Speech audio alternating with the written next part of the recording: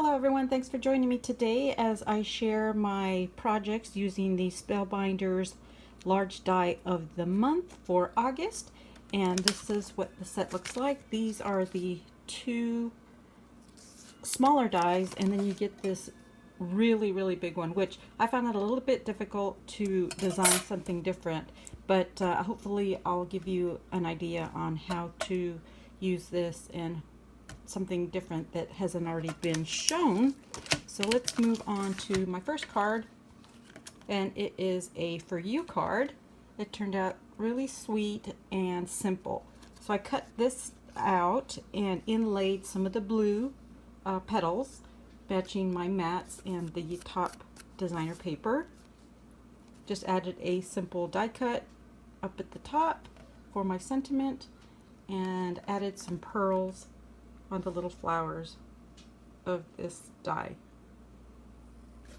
On the inside, I just added the same mats as I did on the front, and then just added one of the die cuts on this bottom right hand corner. So that's card number one.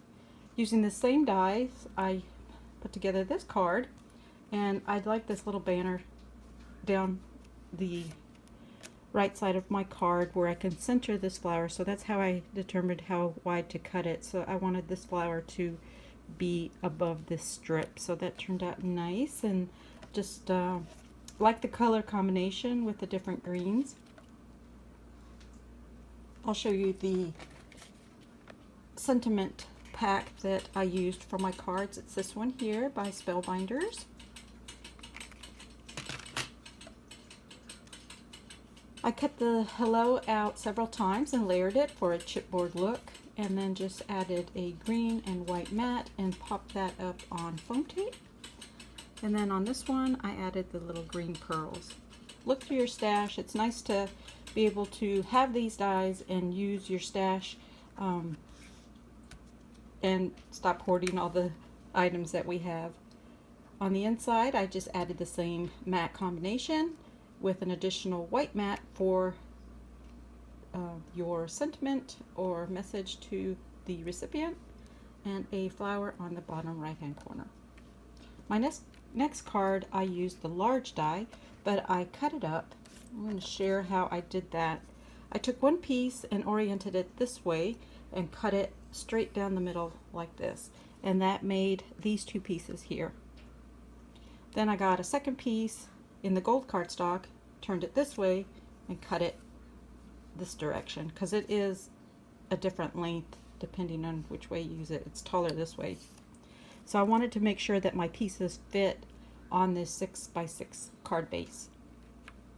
So I added the longer, fatter pieces on one side, and then the two that are a little bit shorter on the top and bottom. So that made a nice design on the front of my card. I inlaid white cardstock to fill in the petals, because when you die cut it you get this, and I just didn't want the pink, I wanted white instead, so I filled in those little pieces. It didn't take very long, so it was nice. I just added scotch tape to the back of all the petals, and then added my little cutouts into the little grooves.